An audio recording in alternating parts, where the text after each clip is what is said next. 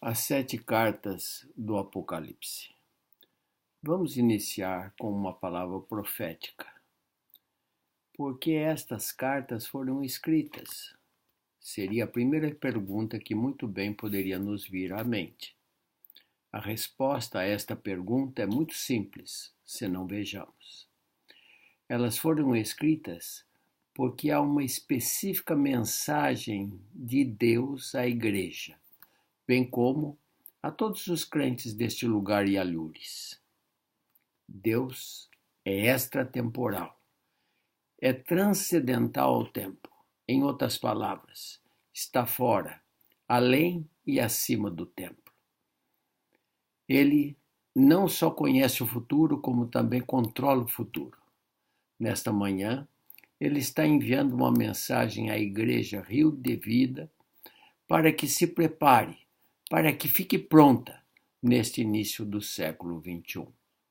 Estas não são umas mensagens para o passado, mas sim mensagens para o presente e para o futuro.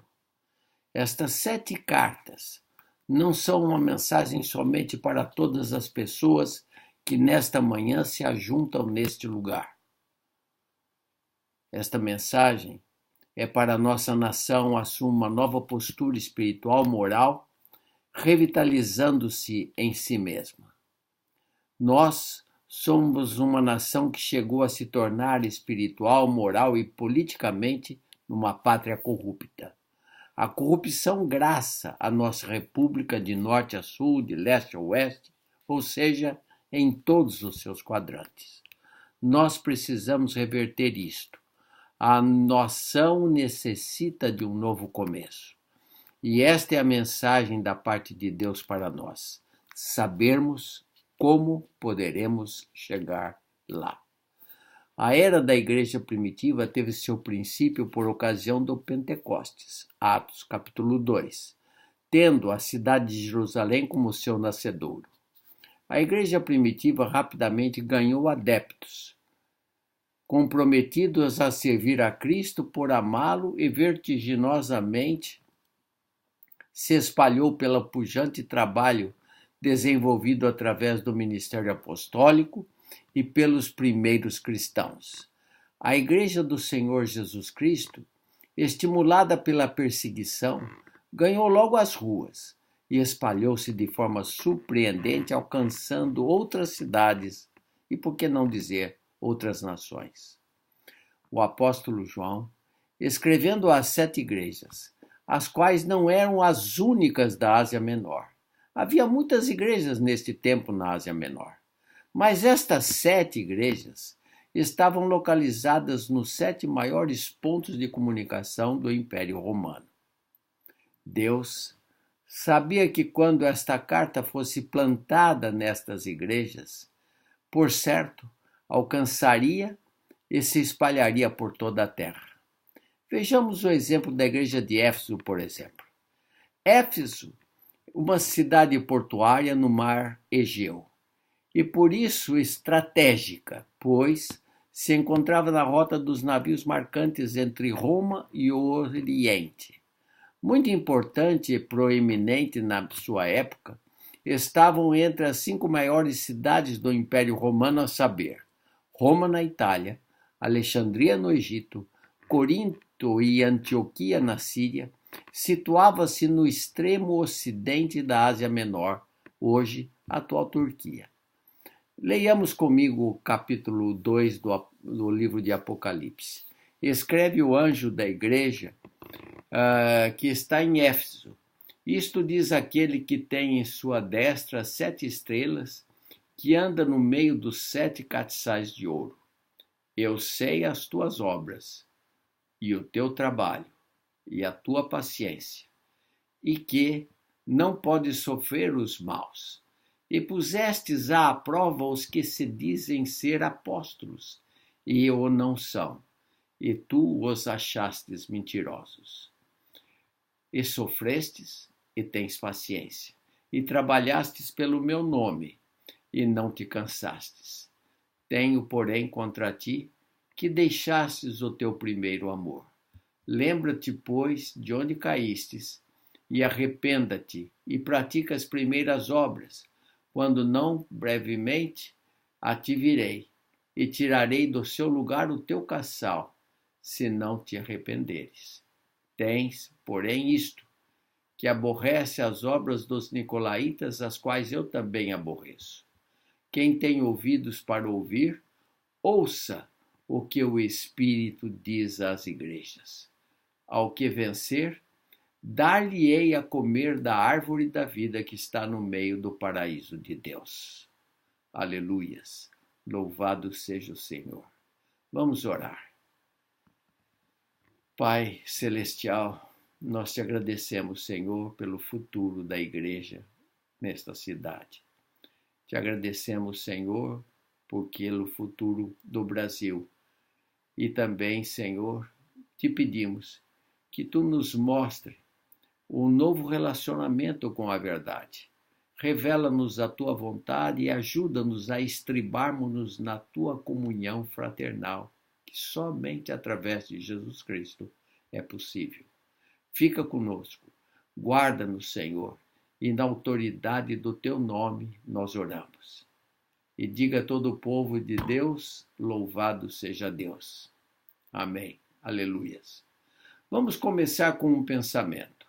Esta é a revelação dos pensamentos de Jesus.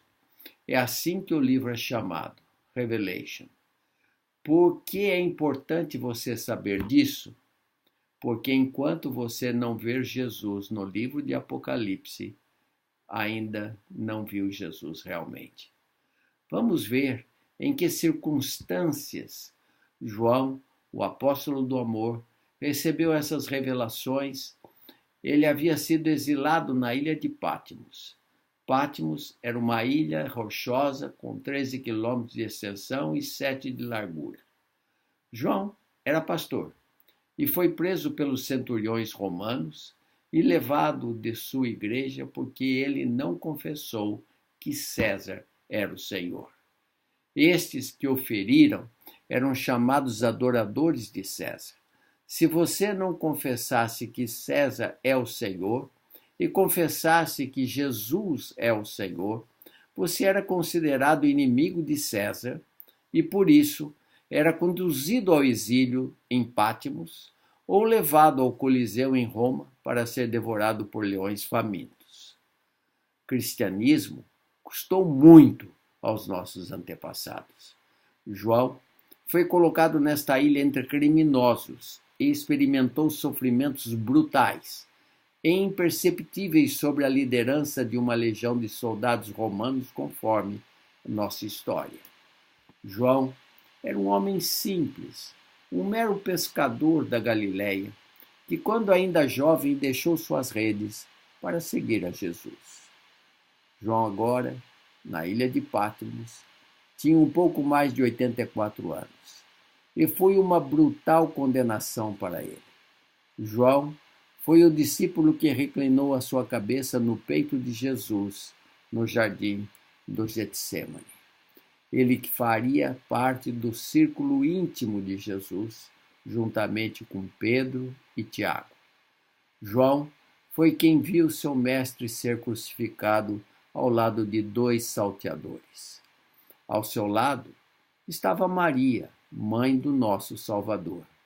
Agora, todo coberto de sangue em razão das 39 chibatadas levadas pelo retor Cuomo, açoite denominado rabo de gato, por ter em cada uma de suas extremidades um metal em formato de uma unha, como a unha de um gato, que dilacerava a carne do penitente, arrancando-lhe pedaços.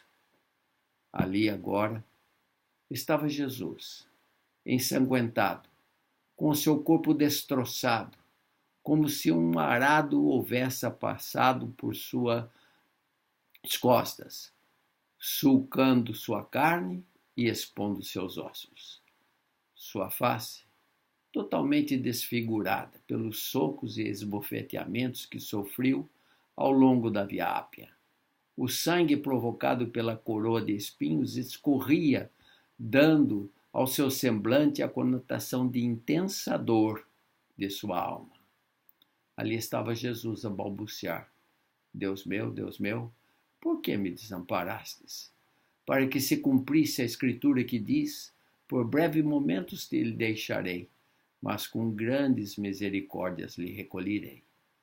Com toda certeza, pendurado no madeiro, Jesus não parecia nem se assemelhava com o Rei dos Reis. Não parecia com o Messias que era esperado. E muito menos não parecia com o Senhor dos Senhores, mas, contrário senso, assemelhava-se com um perdedor desqualificado. Agora, Deus fala da revelação de seu Filho aos santos da igreja. Ele diz: olha o meu filho agora. A última vez que você o viu foi pendurado em uma cruz, mas eu quero que você o veja agora. Ele não está pendurado entre criminosos no Calvário. Ele está assentado à destra do Deus Pai nos céus, com poder e grande glória. Ele não está usando uma coroa de espinhos. Ele está usando uma coroa sobre outra coroa, porque ele é o Rei dos Reis, o Senhor dos Senhores. Ele não está na cruz, mas assentado sobre o trono. O abatimento não faz mais parte do seu semblante, mas o seu rosto brilha como o sol do meio-dia. Como labaredas de fogo são os seus olhos. Ele é o conquistador da morte. Diante da sepultura, os demônios tremeram quando mencionou o seu nome. Os anjos regozijam e se inclinam diante dele, dizendo: Santo, Santo, Santo é o Senhor Todo-Poderoso. Olhe para o meu filho agora. Suas mãos não estão pregadas numa cruz romana. Ele agora tem na palma das mãos todo o mundo e os 7 oceanos da terra. Seus inimigos não puderam derrotá-lo. Roma não conseguiu matá-lo. Os fariseus não puderam detê-lo. A cruz não foi capaz de contê-lo. A sepultura não pôde consumi-lo e retê-lo, pois esta não podia digerir a vida que estava nele. E solta as ânsias da morte, ressuscitou Jesus, o Cristo de Deus. Aleluias, glórias e louvado seja o seu nome. A morte não pôde silenciá-lo. Ele está assentado nas alturas. Aleluias. Ele é o alfa e o ômega, o princípio e o último, aquele que era e que é e para sempre haverá de ser. Ele é o que conquistou a morte, o campeão da cruz, o imutável. Jesus é o seu nome. A igreja de Éfeso, meus amados irmãos, folgou e perdeu o primeiro amor. Deixa-me descrever Éfeso para você. Não pense que Éfeso era uma cidade pequena ao final de uma estrada empoeirada. Éfeso era uma das mais ricas cidades do Império Romano. Era onde havia sido construído o famoso e opulento Templo de Diana, uma das 7 maravilhas do mundo de então. Foi construído sobre colunas de mármore que mediam 20 metros de altura.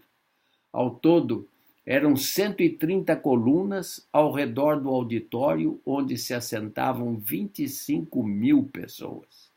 Suas cores eram azul, dourado e escarlate. E 37 dessas colunas eram decoradas com ouro e diamantes. Essa igreja era totalmente demoníaca. A estátua da deusa Diana aparentava-se a uma jovem de idade entre 12 a 19 anos. Era toda coberta com rosas e os seios descobertos, que significavam fertilidade.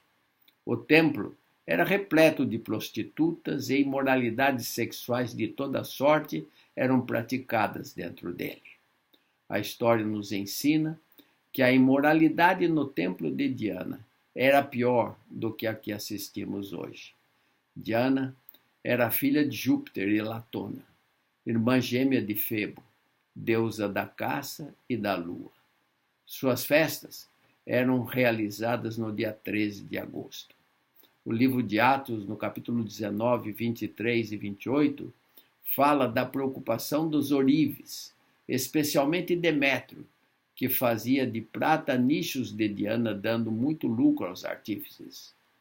A masculinidade não chegou em Éfeso, mas sim em Gênesis 3. Se não, vejamos.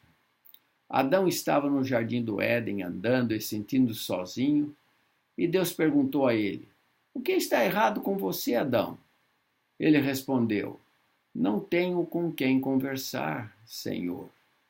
Deus disse a ele: "Vou fazer para você uma companheira ideal.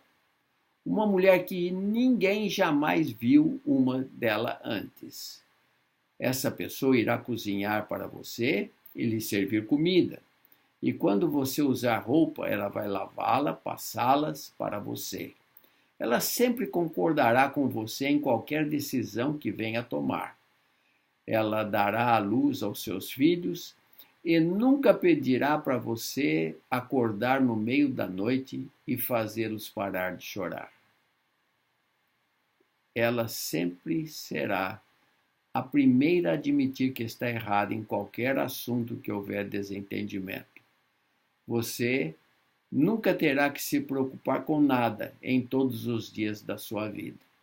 Adão, embevecido, indagou: "Mas quanto custará uma mulher como essa?" Deus de pronto respondeu: "Um braço e uma perna." Ao que Adão retrucou: "Veja o que é possível fazer uma constela." O resto da história você já pode deduzir. Deixa eu voltar ao meu ponto. A nação que não tem uma liderança moral e íntegra, com uma robustez de caráter, torna-se caótica. Paulo, no livro de Efésios, capítulo 5, versículo 33, diz assim: "Assim como o marido é o cabeça da mulher, Cristo é o cabeça da igreja." Efésios 5 trata-se não do domínio masculino, domínio feminino, mas sim homem e a mulher, mutuamente, vivendo juntos sob a égide do matrimônio, dentro dos princípios de alcançar a necessidade um do outro. O marido submete-se às necessidades da esposa e a esposa submete-se às necessidades do marido. O que isso significa? Que se a família tem uma séria decisão a ser tomada, o marido, após discutir o assunto, decide qual o caminho a tomar. E vou dar meu testemunho. A mulher prepara o lar para segui-lo. Estava, meus amados irmãos, prontos para vir aos Estados Unidos após ter recebido o convite do pastor Criswell, da Primeira Igreja Batista de Dallas.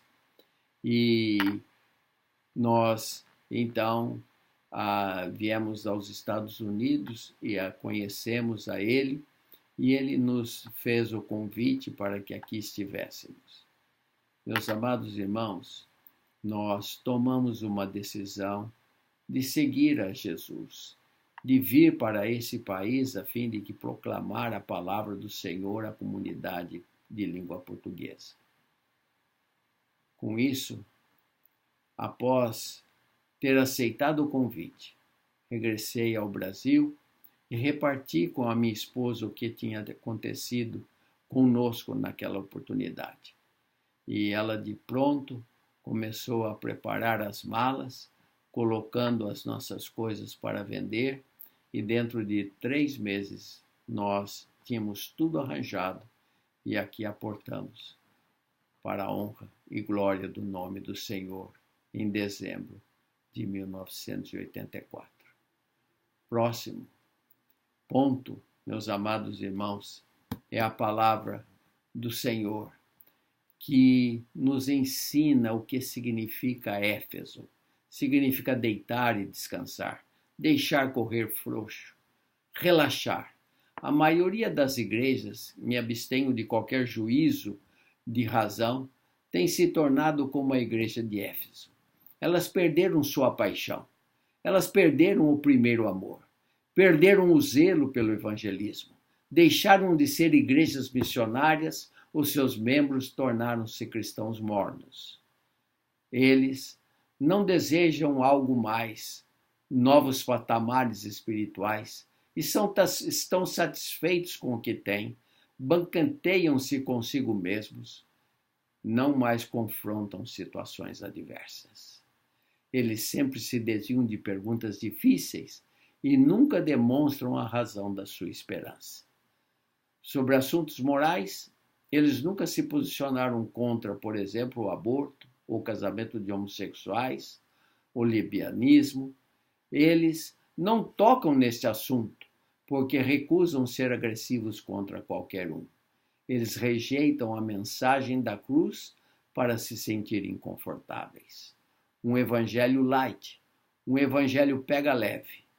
Muitos deles têm a cruz pendurada em torno do seu pescoço, mas não têm o Cristo da cruz dentro do coração. Eu chamo isto de simbolismo sobre a substância. Eles levam a Bíblia debaixo do braço, símbolo, mas não possuem o Cristo da Bíblia em suas próprias vidas, substância. Honra-o com os lábios, mas pregou com as suas obras. Devemos permanecer fiel, ainda que haja conosco a premissa da infidelidade. Eles olham o livro, carregam o livro, mas não podem ser afetados pelo mesmo, pois não experimentam uma transformação de vida. Simbolismo sobre a substância. As igrejas têm se transformado em verdadeiros currais de ovelhas gordas, que banqueteiam consigo mesmas. A igreja do Senhor Jesus Cristo está recrutando pecadores, lavados pelo sangue de Jesus, para comporem o exército do Deus vivo. Nós estamos em guerra contra os principados e potestades do mal nos lugares celestiais. Nós temos sido comandados pelo apóstolo Paulo a lutar a boa luta, desafiados a colocarmos a armadura de Deus e tomarmos posição para o combate. Atacarmos os principados e potestades que têm se instalado nas igrejas, nos lares, nas cidades e, por que não dizer, em nossa própria pátria. Nós somos o povo que deve lutar pela sobrevivência da nossa nação. Acorde, igreja. Levanta-se. Tome uma posição nesse combate. Vamos vencer esta batalha. Não há vitória sem lutas, como também não há amanhecer sem noite, como também não há coroa sem a cruz. Descansar só quando chegarmos no céu. Deus diz em sua palavra: seja fiel até a morte. Até que ela chegue, mantenha-se lutando a boa peleja. Persista e espere vencer. Nós somos a igreja triunfante do Senhor Jesus. Nós precisamos agir como vitoriosos. Nós precisamos falar uns aos outros, nos confessando vitoriosos. Nós precisamos impregnar os nossos pensamentos, povoando-os com as promessas de vitória, pois todas quantas promessas há de Deus são nele sim e por ele o amém, para a glória de Deus por nós. 2 Coríntios 1, 20. O Senhor disse que aquele que vencer, eu darei de comer da árvore da vida. Eu estarei feliz em fazê-lo sentar-se comigo no meu trono, diz o Senhor. Eu darei a ele poder sobre as nações. Não aquele que manqueja, mas sim aquele que conquistar pelo poder do sangue vertido na cruz do Calvário, pelo sacrifício vicário de Cristo, as almas que ainda haverão de ser juntadas a este aprisco.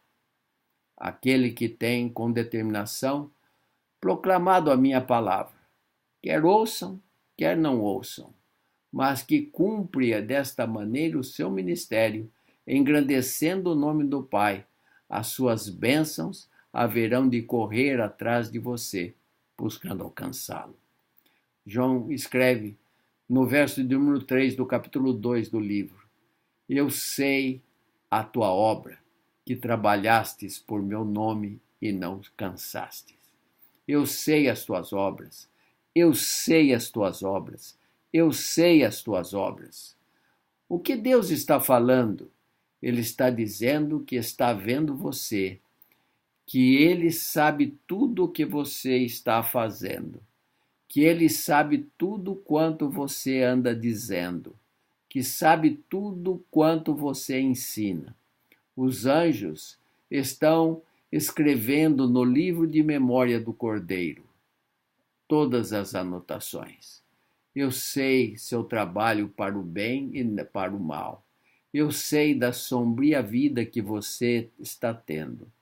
Eu sei das almas que se escandalizaram em razão do mau testemunho que você deu. Eu sei do sacrifício do seu grupo de louvor. Eu sei da dedicação de cada professor da escola dominical, de cada diácono, de cada presbítero, de cada ancião, de cada daqueles que se voluntariam para a limpeza da minha casa. Eu tenho visto o tipo de oferta e os dízimos que você tem entregue. Eu vejo o que não tem sido ofertado. O Senhor conhece o dia em que você parou de dançar diante da sua presença, por uma única razão, por haver deixado de olhar para a arca. De você desejar ser politicamente correto e espiritualmente desprezível. Bem, como ele também conhece os matrimônios que foram curados com seus relacionamentos, em razão dos seus conselhos. Ele conhece as tradições pelas quais você tem passado. Ele sabe dos lobos no meio das ovelhas. Ele sabe o seu sofrimento e estresse em razão da sua chamada. Ele conhece todos os detalhes. Ele conhece a dor da sua língua afiada e cheia de veneno tem causado às pessoas, com a desculpa deslavada de proclamar a sua alta santidade. Ele conhece o pecado secreto do seu coração, do qual você tem constantemente recusado se arrepender. Eu sei, eu sei, eu sei, lhe diz o Senhor. Existe o juízo final, que está perto de acontecer. E neste dia você terá que responder ao Senhor. Eu terei que prestar contas ao Senhor por toda palavra, pensamento ou ação. A única chance que você e eu temos de não precisar responder é se você e eu, arrependidos, pedimos perdão a Deus. Ele, muito feliz, haverá de lavar os nossos pecados e lançá-los na profundeza do mar, e não jamais haverá de lembrar-se deles. Ele apagará com o sangue do Cordeiro de Jesus Cristo os nossos pecados. Então continuou João a escrever: Eu sei o seu trabalho. Qual é a diferença entre trabalho e labor? Muitas. Labor é você trabalhar com intensa dedicação por longo período de tempo.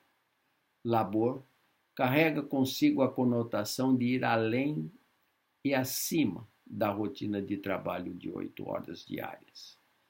Nada funcionará em sua vida até que você labore. Nós temos um Deus que trabalha incessantemente por nós até hoje e para todos quantos nele esperam. O único lugar que você acha sucesso antes do trabalho é no dicionário, não na vida prática. Apóstolo Paulo diz que o que não trabalha não deve comer.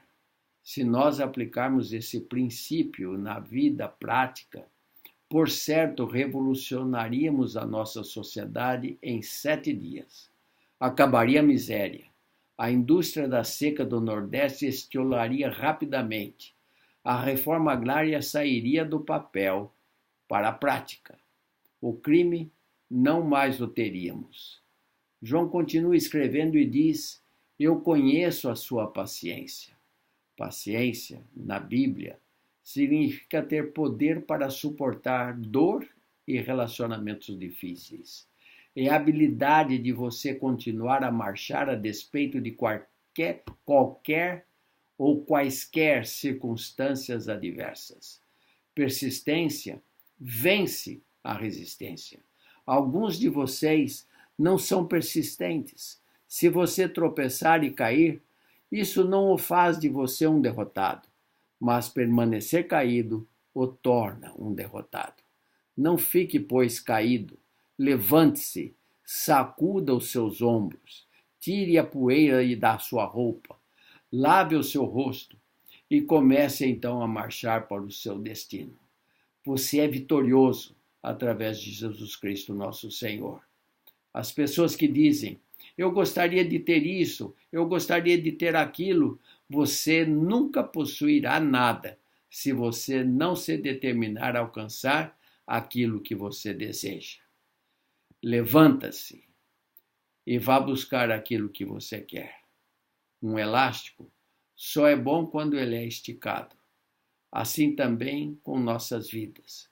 Só nos tornamos úteis quando estivermos prontos para obedecer à voz do nosso comandante em chefe.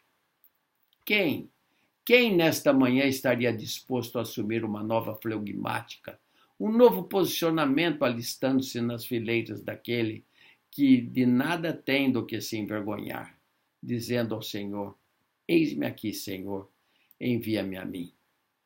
Nesta manhã, quem estaria disposto a fincar um marco na sua vida e experimentar, deste dia em diante, andar consoante os padrões contidos na palavra de Deus, a qual é luz para o meu caminho e lâmpada para os meus pés? Quem, nesta manhã, estaria disposto a sussurrar aos ouvidos do Criador e pedir-lhe ousadia para o seu espírito contrito, altivez para a sua alma cansada, mergulhada em amarguras, rogar-lhe ainda por disposição em iniciar uma nova etapa em sua vida, dando assim um primeiro passo, vindo até o altar do Senhor para orarmos por você. Aleluias. Que Deus abençoe a cada um e continue a revelar da sua palavra e do seu poder sobre a sua vida. Em nome de Cristo. Amém.